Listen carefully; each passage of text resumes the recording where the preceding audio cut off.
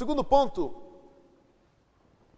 ou um segundo sola extremamente importante e relevante que foi levantado no período da Reforma Protestante foi a ideia de que devemos viver somente por Cristo. Solos Christus, somente Cristo. E qual heresia, irmãos, a ser atacado quando a gente fala de que somente Cristo deve ser, então, o parâmetro para a vida da igreja e deveria ser o parâmetro para a vida do cristianismo? Muitas limitações, irmãos, eram impostas para a salvação do homem. Dentre elas, estava a mediação do clero através da representação do Papa e, posteriormente, através da figura de Maria. Posteriormente, bem posteriormente, viu, irmãos? Existem alguns documentos que mostram como as heresias foram entrando gradativamente na Igreja Católica Apostólica Romana. Não acho que essa, a qual nós temos hoje, é a mesma do que era essa do século XVI. E, de modo triste, parece que só piorou. Para você ter uma noção, no século XVI não havia o culto a Maria, não havia o culto a santos, não havia essa ideia da chamada, né, missa do sétimo dia, como eles fazem hoje, né, culto em favor dos mortos. Foram coisas que foram adentrando ao longo da história na Igreja Católica Apostólica Romana, e isso passa a ter uma conotação de algo sagrado, irmãos, tão importante quanto as outras coisas ditas, inclusive, também pelas Escrituras Sagradas. Então, veja, qual é a grande heresia, então, que essa ideia de que somente Cristo vem para rebater? Essa ideia de que não há mediador, ou não deveria haver mediadores. João 14, verso 6, não precisa nós abrir, vocês não sabem bem, é o Senhor Jesus nos lembrando, olha, eu sou o caminho, a verdade e a vida. Ninguém vem ao Pai senão por mim, não há outro mediador.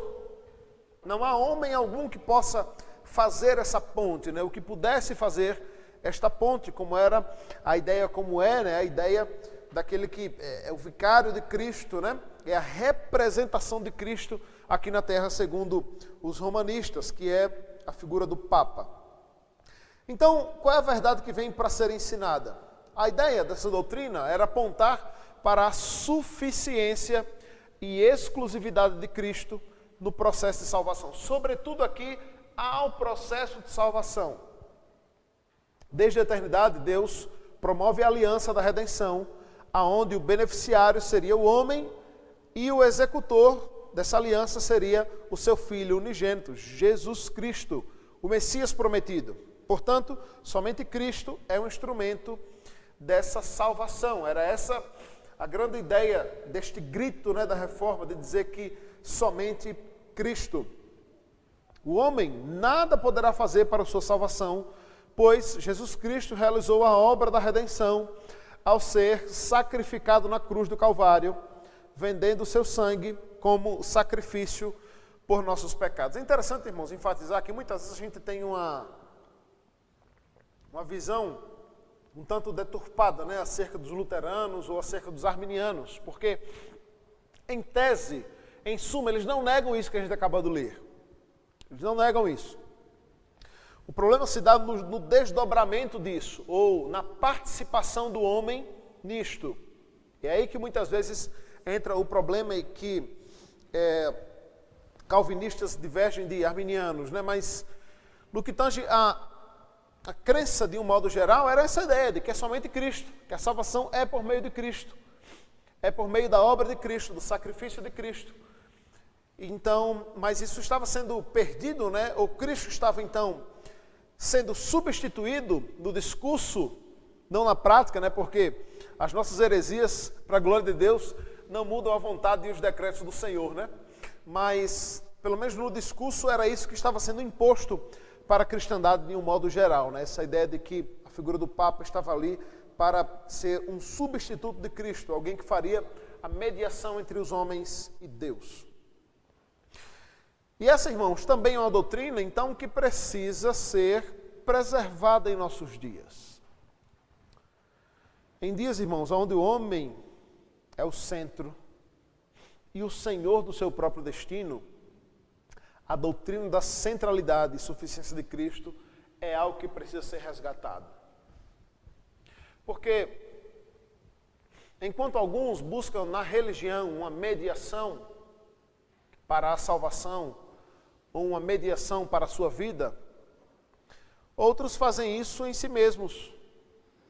Fazem isso confiando no seu braço, ou na força de suas obras, ou em seu intelecto, ou no seu merecimento. A gente vai ver já um pouco mais sobre isso quando falarmos da doutrina da graça.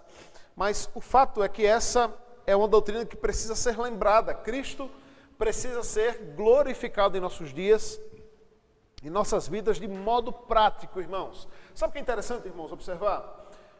Que boa parte das heresias que nós temos hoje, muito semelhantes aqui tivemos no século XVI, ninguém admite que está cometendo um erro.